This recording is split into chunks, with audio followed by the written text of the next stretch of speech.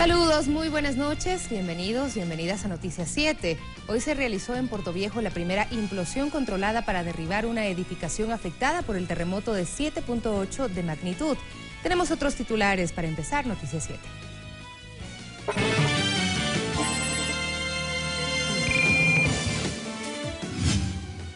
El gobierno de Ecuador rechaza el informe de transparencia fiscal publicado por los Estados Unidos. Un centro comercial de Portoviejo afectado por el terremoto fue derrocado con la técnica de implosión. Este domingo Manta acogerá a los deportistas que competirán en una nueva edición de Ironman. En lo internacional, un juez brasileño imputó al expresidente Luis Ignacio Lula da Silva por el presunto delito de obstrucción a la justicia. Lo anunciado, el Centro Comercial Municipal de Portoviejo fue derribado este viernes mediante el método de implosión controlada. En agosto se prevé derrumbar 2 estructuras más. En menos de 3 segundos, el edificio cayó al piso. Se trataba de una de las estructuras afectadas por el terremoto del pasado 16 de abril. El Centro Comercial Municipal Super Éxito tenía 9 pisos y según las Fuerzas Armadas, aproximadamente a las 13 horas de este viernes, se colocaron 17 kilos de explosivos Explogel en los primeros pisos de la estructura, ubicada en la ciudad de Portoviejo, en la provincia de Manabí, la más golpeada por el fenómeno natural. En el momento, según registran las cámaras del ECU 911, el sector se cubrió de polvo, por lo que se tomaron las previsiones y establecieron 2 cordones de seguridad con personal militar y de Policía Nacional en un radio de 200 metros. La técnica se conoce como implosión controlada y estuvo a cargo de la empresa española Traxa, que se encargará de derribar también el Centro Médico del Pacífico y el edificio Álava durante el mes de agosto. Sofía Montoya, Ecuador TV. Y en la zona 0 de Manta se va reaperturando varias calles que estaban restringidas. Con ello, hoteles y locales comerciales ubicados en este sector empiezan a trabajar luego de 3 meses de estar cerrados. Desde esta semana se reaperturaron algunas vías de la zona 0 de Manta. Realizando un recorrido por estas calles, se evidenció cómo la reactivación del comercio y el sector hotelero empiezan a surgir. El 100% que tenía la zona 0, que aproximadamente era 30 cuadras, ahora creo que se ha reducido a un 40%. Son 4 calles y una avenida de la zona 0 de Manta que se han abierto, dándole apertura a varios comerciantes y hoteleros de que inicien sus labores. Solicitamos urgentemente ya la reactivación directa del alumbrado público, el sistema de CNT. Todavía no tenemos los servicios de internet y servicios de televisión por cable. Carmen Flores es propietaria de uno de los hoteles de esta zona, el mismo que sirvió como base para doctores y socorristas que atendían en este lugar a los sobrevivientes de la zona 0. Con la reapertura de las vías, ella ve una nueva oportunidad para surgir. La gente venga segura, que estamos seguros aquí, que vamos a seguir trabajando como antes, que la playa va a estar siempre activa. Hay 9 hoteles ubicados en la zona que están en perfectas condiciones para recibir a los turistas. Con la competencia del Ironman que será este domingo, la mayoría de las plazas hoteleras están ocupadas. Sacar fuerzas y volver a recuperar la actividad, porque tú sabes que la actividad económica ayuda tanto en lo monetario como en lo emocional. Desde Manta, con imágenes de Elías González, Kerly García, Ecuador TV. Y mientras tanto, el Ministerio de Vivienda y el Programa de Naciones Unidas reconocieron la labor de las personas que participaron como voluntarios en la evaluación estructural de edificaciones de las zonas afectadas por el terremoto. Ana Meléndez es ingeniera civil. Cuenta que hizo una pausa en sus actividades académicas para apoyar con sus conocimientos en Chamanga, Esmeraldas. Ahí nosotros hicimos las evaluaciones de las estructuras, o sea, poder identificar en qué nivel de destrucción estarían las viviendas, si pueden ser o no habitadas. Ana fue parte de las diferentes brigadas que visitaron las provincias afectadas por el terremoto y que fueron previamente capacitadas por el Ministerio de Vivienda.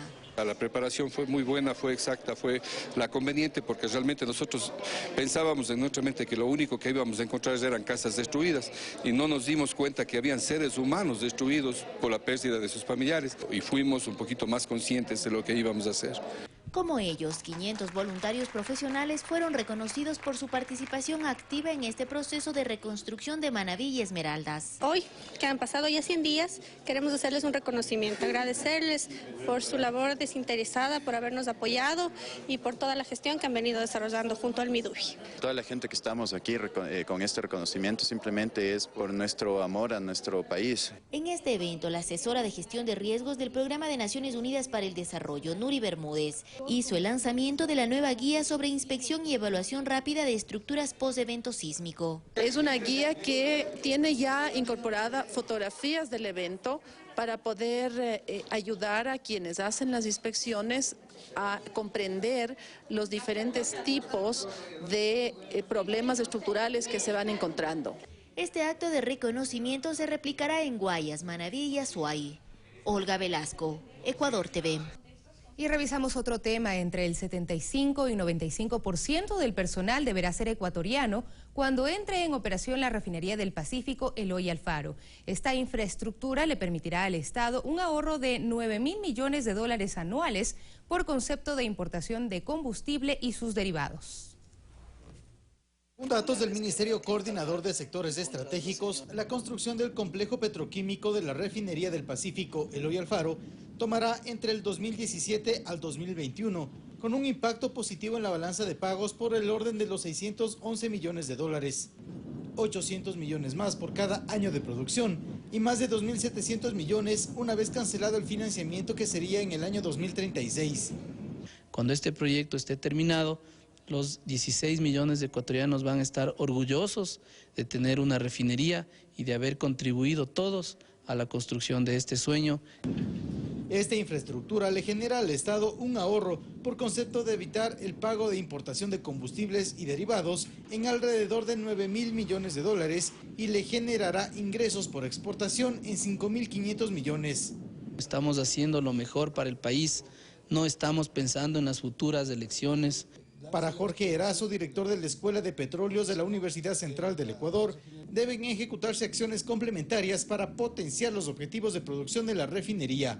Para que tener nuestros propios derivados, pero esto significaría también ya ir a la par en la parte exploratoria, ir a buscar nuevos campos. El complejo petroquímico deberá operar con un 75 al 95% de mano de obra ecuatoriana. En bienes y equipos, la contratista debe asegurar un mínimo de entre 10 y un 20% de componente nacional. Javier Ceballos, Ecuador TV. Y en reconocimiento y homenaje a los estudiantes y docentes que obtuvieron los mejores resultados de las evaluaciones de los programas Ser Bachiller y Ser Maestro, compartieron un almuerzo con el vicepresidente de la República, Jorge Glass, el ministro de Educación, Augusto Espinosa, entre otros secretarios de Estado. Nosotros ya hemos instaurado una cultura de evaluación en el Ecuador. Evaluamos a los estudiantes para determinar el resultado del aprendizaje. Evaluamos a los maestros porque sin buenos maestros es imposible alcanzar la excelencia. También evaluamos las instituciones, entonces todo esto está a cargo del Instituto Nacional de Evaluación y estas herramientas nos sirven para afinar la política pública y para ser mucho más efectivos en la búsqueda de la excelencia educativa. Hemos invertido más de 22.000 millones de dólares en estos años en educación y eso ya rinde frutos. Ya vemos que la excelencia no se negocia, por ahí algunos politiqueros todavía pretenden negociar la excelencia, manosear el sistema educativo, no las vamos a permitir, no solo nosotros, los ciudadanos, no los van a permitir los estudiantes, los maestros que son parte de esto. Así que nos sentimos muy orgullosos de recibir a maestros de excelencia, a rectores, a estudiantes sobre todo. El CES solicitó al Consejo Superior de la Universidad Andina Simón Bolívar designe a un nuevo rector interino y convoque inmediatamente a consulta previa para la posterior elección del titular del centro de estudios. Esperan que la fecha máxima sea hasta el 15 de agosto. La resolución la emitió el Consejo de Educación Superior tras conocer la carta que envió el pasado 12 de julio el senador Luis Fernando Duque, presidente del Consejo Superior de la Universidad Andina. Una carta informando que el doctor Jaime Brel habría concluido ya el encargo como rector interino. Entonces, sobre esa base, el Consejo de Educación Superior lo que ha hecho es emitir una resolución que exhorta nuevamente al Consejo Superior de la Universidad Andina que hasta el 15 de agosto proceda con la convocatoria para que se pueda designar el nuevo rector o rectora titular y que esta fecha no sobrepase el 15 de octubre. En torno a este pedido, Ceballos recuerda cuál es el proceso que se debe seguir conforme la norma estatutaria de la universidad. Se convoque a las elecciones a través de la consulta previa y el Consejo Superior proceda a su designación. Paulo Caña, representante de los estudiantes de la universidad, explica la razón de la demora para la conformación del cronograma de elecciones. Lo que entendemos como estudiantes es que las autoridades no tomaban la decisión final esta de la convocatoria hasta que se tenga una estabilidad en la Universidad Andina. Los estudiantes presentan una solución tentativa. Que siga el rector encargado, el rector interino, hasta que se dé esta convocatoria y esta elección, y una vez que gane el rector que sea elegido de uno u otro lado, sea el doctor Jaime Brel quien le entregue el rectorado. Este medio solicitó una entrevista con las autoridades de la universidad, pero nos respondieron que se pronunciarán luego de que el Comité de Coordinación Académica se reúna el próximo lunes. Olga Velasco, Ecuador TV. Y el Consejo de Evaluación, Acreditación y Aseguramiento de la Calidad de la Educación Superior inició el proceso para culminar la intervención de la Universidad de Guayaquil. Cerca de cumplirse 3 años de la intervención académica y administrativa a la Universidad de Guayaquil, el presidente del Consejo de Educación Superior, René Ramírez, mencionó que el plazo para terminar el proceso está en marcha. Ya empezó el proceso, el propio CEACES, que es la institución encargada, y no nos cabe la menor duda que la universidad, luego del proceso de intervención, va a acreditar. Entre los cambios significativos figuran la calificación del talento humano, así lo indica Ramírez. Convocado para que ahora sí existan profesores con nombramiento que cumplan los requisitos de maestría, de doctorado. Las declaraciones las brindó en el marco del lanzamiento del volumen 3 de la colección Memoria de la Educación Superior, titulado De los bancos de papel a las universidades de garaje, de autoría de Quinto Lucas. La obra recopila el proceso de investigación y cierre de 17 universidades privadas. Y algunos de los personajes que crearon esas o que promovieron en el Congreso la creación de esas universidades también estaban vinculados con el sistema financiero. El catedrático Gustavo Solórzano y el historiador Juan Pacimiño analizaron la publicación. Por esa razón se necesita regulación, por esa razón se necesita que, de hecho, que el grupo de los académicos que entienden cómo funcionan o creen que entienden cómo funcionan muchas de las cosas, den su contribución. No podemos pensar en un retroceso, quitando la institucionalidad, la legislación, la orientación de la universidad, para regresar a un absurdo pasado. El titular del CES confirmó que las 9 reformas presentadas para la Ley Orgánica de Educación Superior buscan ejercer mayor control, a propósito de los papeles de Panamá que dejaron al descubierto la presunta vinculación de negocios ilícitos con universidades ecuatorianas. Mirta Carrillo, Ecuador TV. Y Ecuador rechaza las críticas del informe de transparencia fiscal publicado por Estados Unidos. Con eso y más, volvemos enseguida.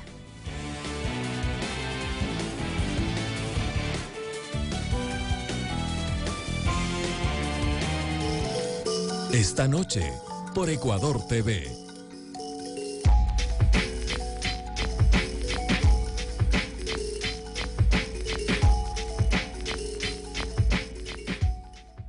Libra a los judíos, a mi pueblo, de los que conspiran contra nuestra vida. ¡Cuidado! Sea como sea, ningún judío va a escapar de la muerte. Reina Esther es judía. ¡Guardias! La ley ya fue decretada. Un decreto del rey no puede ser anulado. Esther, la reina de Persia. Capítulo final. Hoy, 19:30.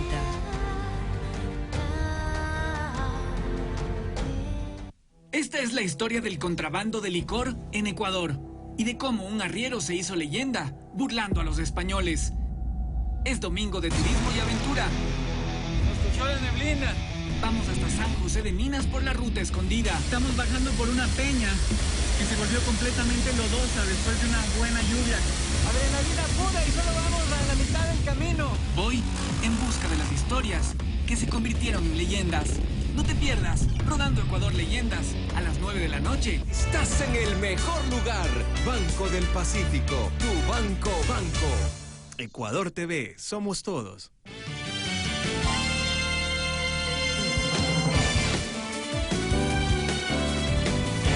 Lo dicho, Ecuador rechaza las críticas del informe de transparencia fiscal publicado por el Departamento de Estado de los Estados Unidos. Son criterios infundados, un informe unilateral y sesgado, sostuvo el canciller Guillaume Long.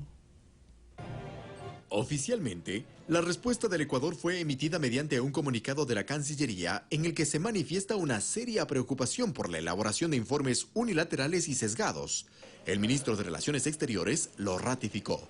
Estados Unidos no tiene ningún mandato internacional, ni multilateral, ni por parte de las Naciones Unidas para andar juzgando a los países, para hacer ese papel que se ha abrogado de juez del mundo. Ningún país lo tiene, hay instancias internacionales para eso y es lamentable que todavía Estados Unidos a estas alturas de la historia del siglo XXI se abrogue estas funciones que nadie le ha dado.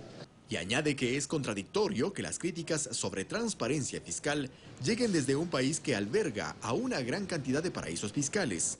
Que no es coincidencia, dice. Que ahora estemos empezando una cruzada global para un pacto ético ya a nivel nacional y a nivel global, que algunos países traten de forma, a mi juicio, malintencionada de quitarnos credibilidad en ese sentido.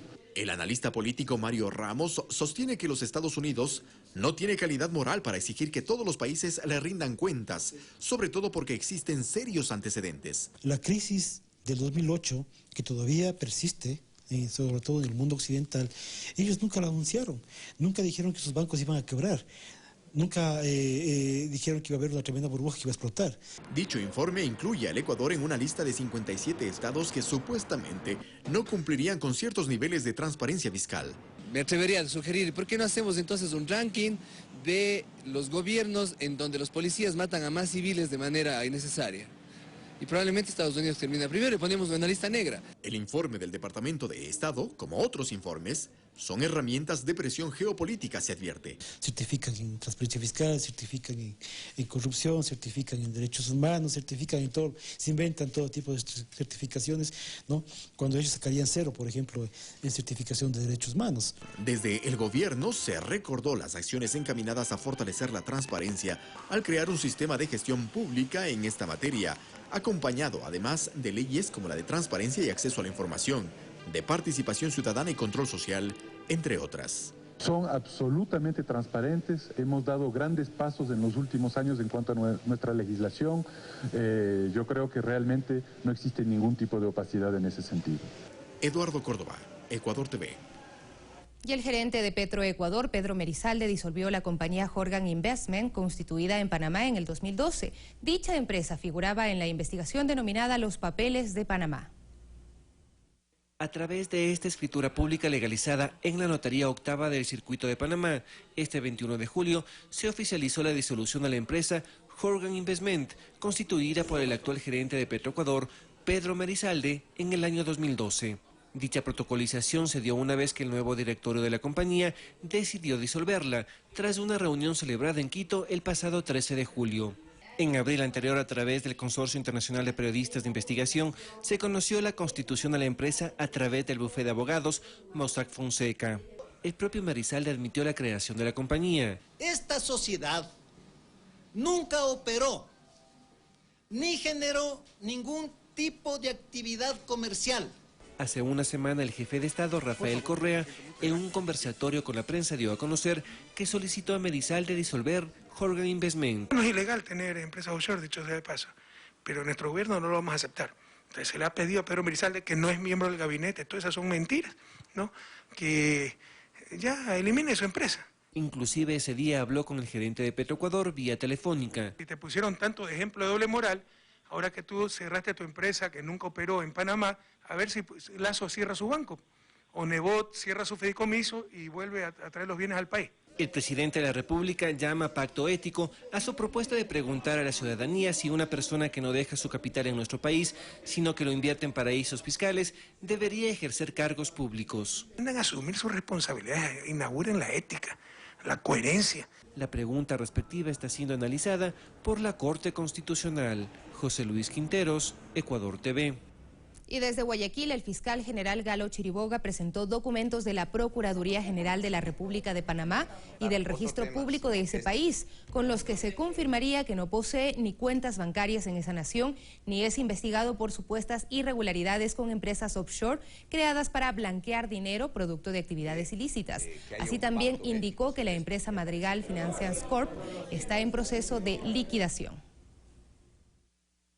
Si el fiscal o el ciudadano Chiriboga hace 17 años constituyó esa empresa en Panamá, no tuvo ningún propósito ilegal y sí tenía esa capacidad de visualizar el futuro, habría constituido esa empresa para meter la plata que supuestamente me he robado en este país en las cuentas de Panamá. Y resulta que no hay cuentas en Panamá.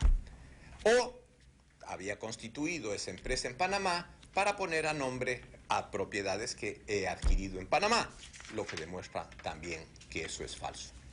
Por lo tanto, queridos amigos, me parece que con esto damos por cerrado este tema, con los documentos oficiales de Panamá. Y la Contraloría General del Estado procedió a la lectura del informe borrador de la consultoría contratada para la investigación complementaria sobre la muerte del excomandante de la Fuerza Aérea Ecuatoriana, Jorge Gabela. Fue una diligencia que se la hizo en reserva conforme lo dispone la norma que dicta el procedimiento a la Contraloría del Estado. Al finalizar la misma, el abogado de la familia Gabela, Ramiro Román, adujo que el informe borrador presentado por el organismo de control respecto a la consultoría que se solicitó para complementar y profundizar las causas de la muerte del excomandante de la FAE, general Jorge Gabela, tiene varias incongruencias. Contralor ha planteado y avanzó. Una breve pausa, pero de regreso les contamos los detalles de lo que es la preparación de la nueva edición del Ironman en Manta. Ya regresamos.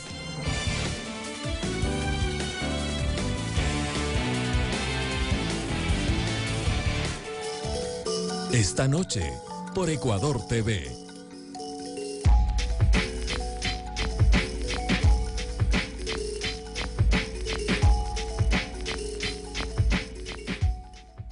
Dos mujeres de distintas generaciones luchan día a día para sacar adelante sus hogares. Yo estoy estudiando en la escuela hotelera. Y huir de la pobreza por medio del contrabando hormiga. Mi nombre es Virginia Torrico, soy profesora de educación física. Al mismo tiempo soy contrabandista.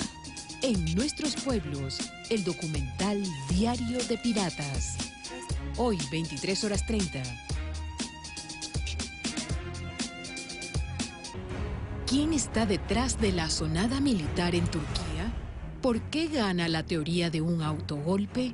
Las hipótesis surgidas tras el fallido derrocamiento del presidente Recep Tayyip Erdogan. El análisis de la situación actual de Turquía y su importancia estratégica.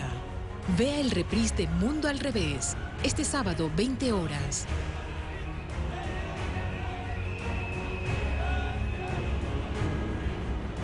Esta es la historia del contrabando de licor en Ecuador y de cómo un arriero se hizo leyenda burlando a los españoles.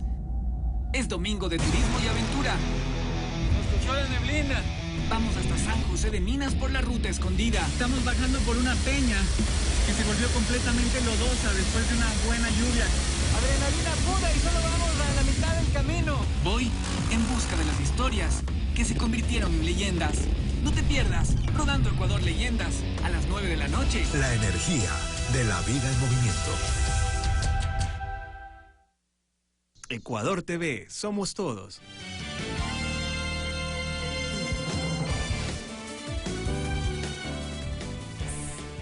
Seguimos con más información. Este domingo se realizará en Manta una nueva edición del Ironman 70.3. Varios equipos de socorro y control se encargarán de la seguridad del evento deportivo, que tendrá más de 3.000 espectadores. El triatlón más conocido en Latinoamérica, llamado Ironman 70.3, se celebrará nuevamente en Manta, con la participación de 1.388 competidores de 15 países. Primero, que es un evento de clase mundial. Segundo, que va a ser transmitido a nivel mundial y es una marca a nivel mundial. Tercero, Como hemos dicho, visitarán por lo menos de 4 o 5 mil personas. El evento, que será auspiciado por 22 empresas, iniciará el domingo a las 7 a.m. en la playa El Murciélago. Es la demostración de esa capacidad que tenemos todos los seres humanos de llevarse más lejos y superar sus propios límites. Los participantes del Ironman deberán nadar 1.9 kilómetros, luego realizar 90 kilómetros de ciclismo y finalmente correr 21.1 kilómetros.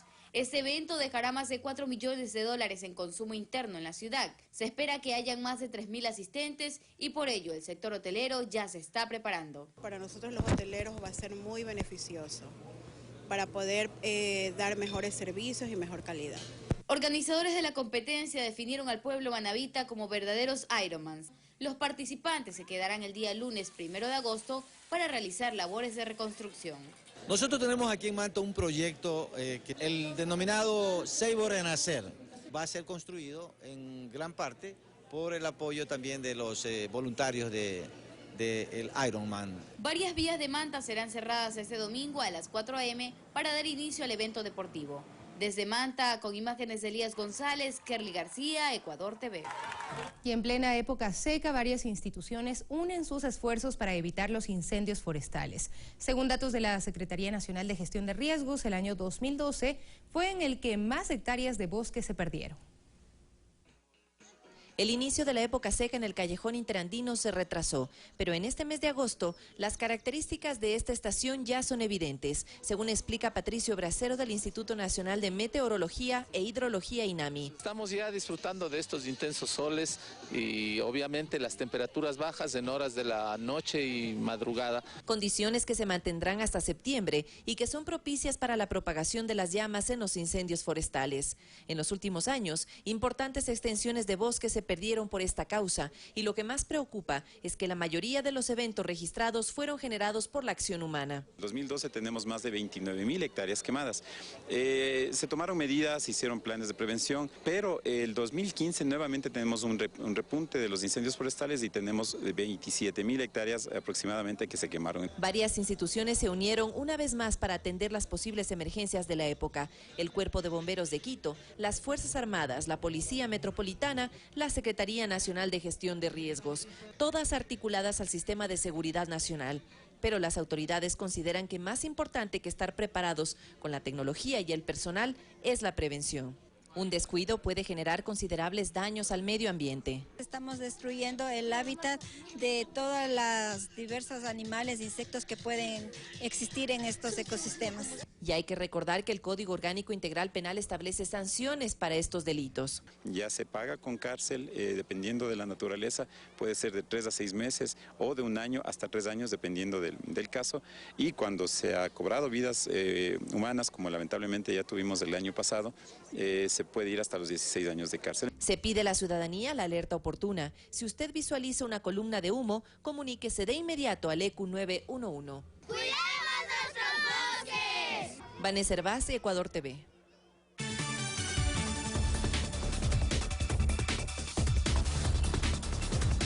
Los temas del mundo. Un juez brasileño imputó al expresidente Luis Ignacio Lula da Silva por el presunto delito de obstrucción a la justicia en el marco de las investigaciones por la trama de corrupción en la estatal Petrobras. Mientras que el Papa Francisco recorrió el campo de exterminio nazi de Auschwitz. Tenemos más noticias en el siguiente resumen.